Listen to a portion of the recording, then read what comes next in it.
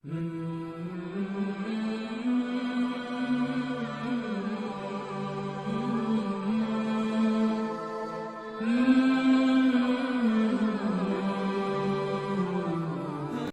Bank के जरिए किसी शख्स को कुछ रकम अदा करना चाहते हैं तो उसे आप उतनी ही रकम का एक चेक दे दें। ये चेक सिर्फ उस वक्त कारआमद है जबकि बैंक के आपके खाते में उतने मकदार में रकम मौजूद हो जितने आपने चेक के कागज़ पर लिखी है। अगर बैंक के आपके खाते में ज़रूरी रकम न हो और आप किसी को चेक लिखकर दे दें तो ऐसे चेक की कोई कीमत नहीं, क्योंकि इस चेक की बुनियाद पर बैंक रकम की अदायगी नहीं करेगा। आपका इस किस्म का चेक सिर्फ एक बेकीमत कागजी पुर्जा है, न कि बैंक चेक।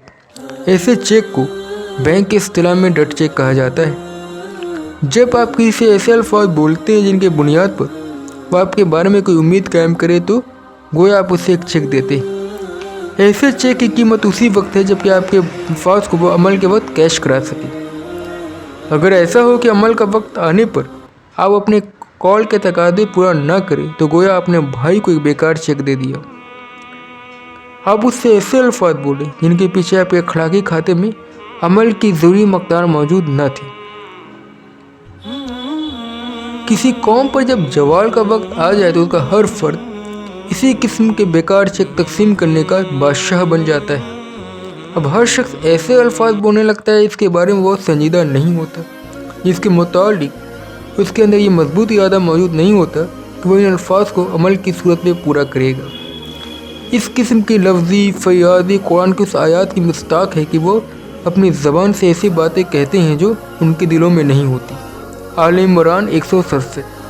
यानी ऐसे लोग बजाय बड़े बड़े अल्फाज बोलते हैं मगर वो अपने बोल में संजीदा नहीं होते। उनके अंदर ये पुख्ता इरादा नहीं होता कि उन्हें अपने अल्फाज को अमलन पूरा करना है। वो सिर्फ कहने के लिए कह देते हैं पर करने के लिए नहीं कहते। इस रविश को कुरान में मुनाफिकीन का तरीका बताया गया है और मुनाफिकों के बारे में कुरान में ऐलान किया गया है कि वो आग के सबसे निचले तबके में होंगे। नीसा 145।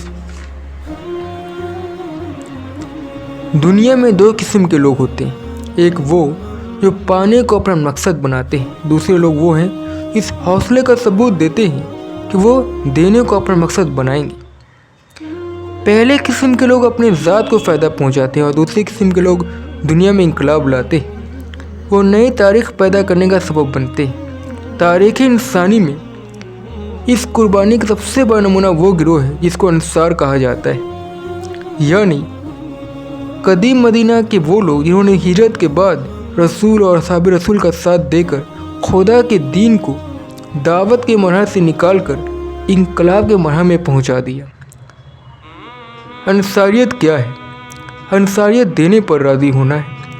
मक्का के मुसलमान जब हिजरत करके मदीना पहुँचे तब अंसार इस पर राज़ी हुए कि वो अपने घरों को और अपने जायदादों को तकसीम कर दें। इनका आधा हिस्सा खुद लें और बकिया आधा हिस्सा महाजिन को देने पर राज़ी हो जाए। अंसार इस एक तरफा तकसीम पर राज़ी हुए। जंगी हुनैन में बहुत बड़ी मकदार में गनीमत हासिल हुई। दोबारा अंसार इस पर राज़ी हुए कि गनीमत सब के सब मक्का के लोगों को दे दिए जाएं और अंसार का इस गनीमत में ही कोई हिस्सा न हो। रसूलुल्लाह के वफ़ात के बाद जब खलीफा मुकर्रर करने का सवाल हुआ तो अंसार इस पर राज़ी हुए कि खिलाफत पूरे तौर पर कुरैश को दे दी जाए और अंसार का कोई आदमी खलीफा न बनाया जाए। अंसार इस पर राज़ी हो गए कि खिलाफत कुरैश के लिए होगी, उनका कोई हिस्सा खिलाफत में न होगा। इस दुनिया में लोग पाने को बुनियाद पर राज़ी होते हैं। अंसार वो लोग थे जो ना पाने की बुनियाद पर राज़ी हुए। ये कुर्बानी की आला तरीन किस्म है। ये लड़ने मरने की कुर्बानी से हज़ारों गुना ज़्यादा बड़ी है। ये कुर्बानी वो है जो तारीख़ बनाती है। तारीख़ साजी का मंसूबा सिर्फ उस वक्त कामयाब होता है जबकि कुछ लोग इस अजीम कुर्बानी को देने पर राज़ी हो जाएं।